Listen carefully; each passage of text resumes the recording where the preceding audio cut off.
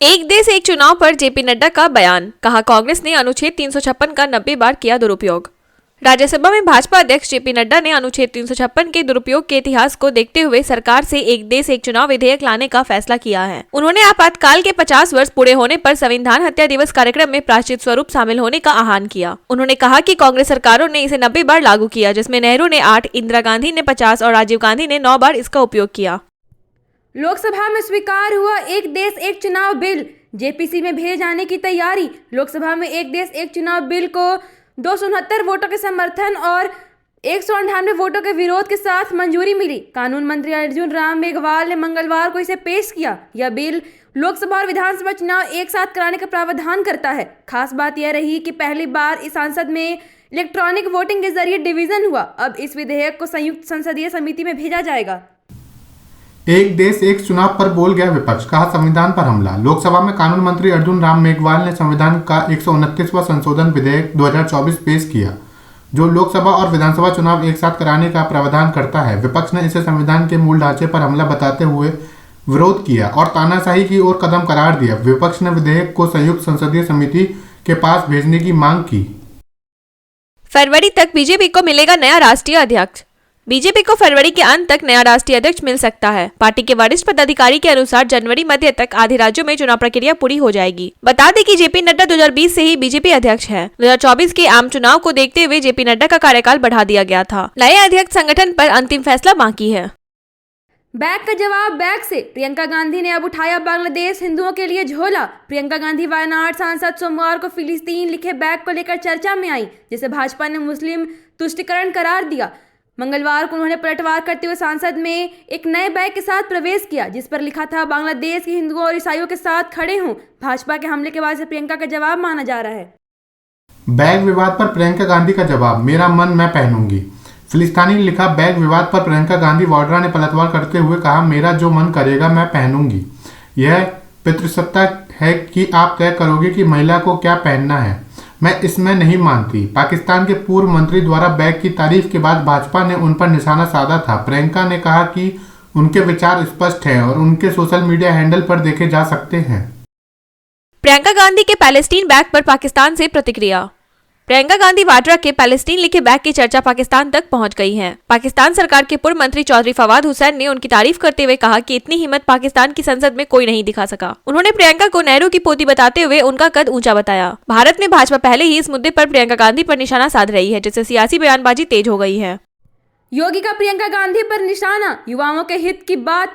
UP विधानसभा के शीतकालीन सत्र में मुख्यमंत्री योगी आदित्यनाथ ने विपक्ष पर निशाना साधते हुए कहा कि सांसद फिलिस्तीन बैग लेकर घूम रही हैं। उन्होंने बताया कि सरकार की साफ नियत और नीति के चलते 12 लाख युवाओं को स्किल डेवलपमेंट मिला है। यूपी के 5000 युवा इजराइल में नौकरी कर रहे हैं, जिन्हें 1.5 लाख रुपए महीना वेतन मिल रहा है।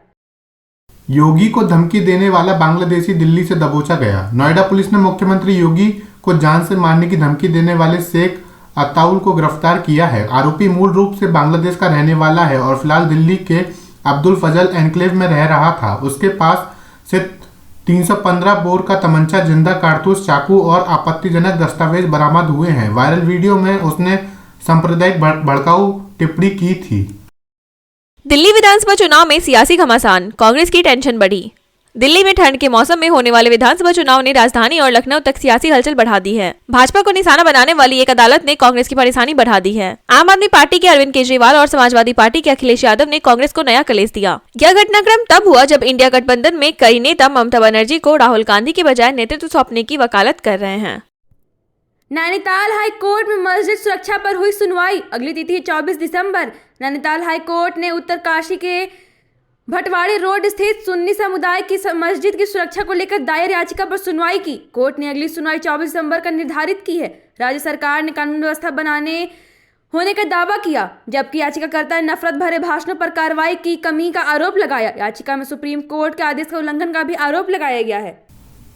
कांग्रेस प्रदेश अध्यक्ष पद से छोड़ना चाहते हैं नाना पटोले। कांग्रेस की महाराष्ट्र इकाई के अध्यक्ष नाना पटोले ने मंगलवार को कहा कि उन्होंने पद से इस्तीफा देने की इच्छा व्यक्त की है और अब पार्टी आलाकमान इस पर फैसला करेगा। पटोले ने स्पष्ट किया कि उन्होंने इस्तीफा नहीं दिया है, लेकिन पार्टी के वरिष्ठ नेता ने केंद्रीय नेतृत्व से संगठनात्मक जिम्मेदारी से मुक्त करने का अनुरोध किया था। विधानसभा में पार्टी नेता का चुनाव आज होगा और प्रदेश अध्यक्ष पद पर भी चर्चा की जाएगी।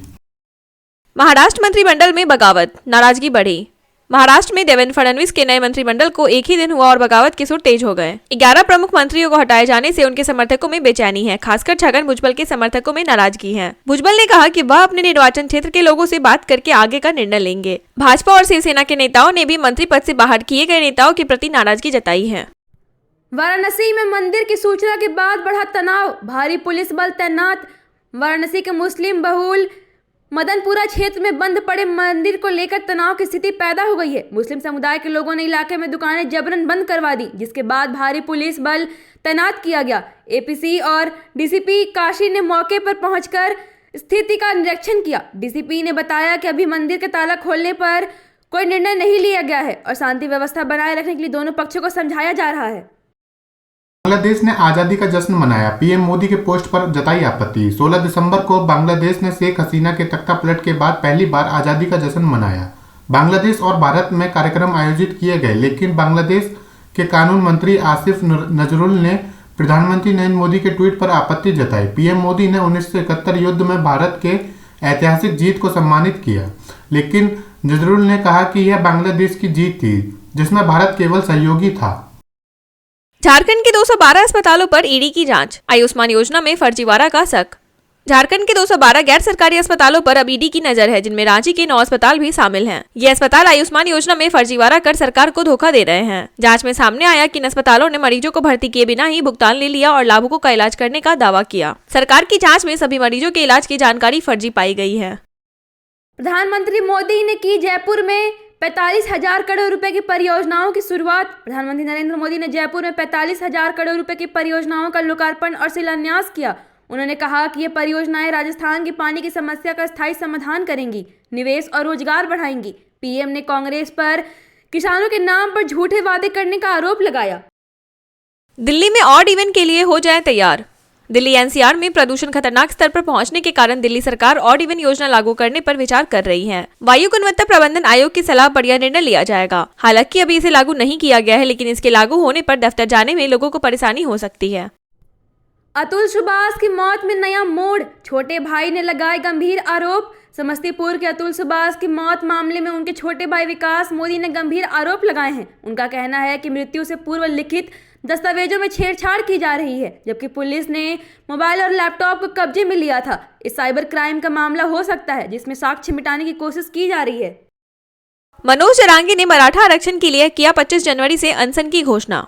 सामाजिक कार्यकर्ता मनोज जरांगी ने मंगलवार को घोषणा की कि वह 25 जनवरी 2025 से ओबीसी श्रेणी में नौकरियों और शिक्षा में आरक्षण सहित मराठा समुदाय की मांगों को लेकर अनिश्चितकालीन अनशन शुरू करेंगे। जालना के अंतरवाली सारथी गांव में मीडिया को संबोधित करते हुए जरांगी ने मराठा समुदाय से विरोध स्थल पर बड़ी संख्या में इकट्ठा होने का आग्रह किया।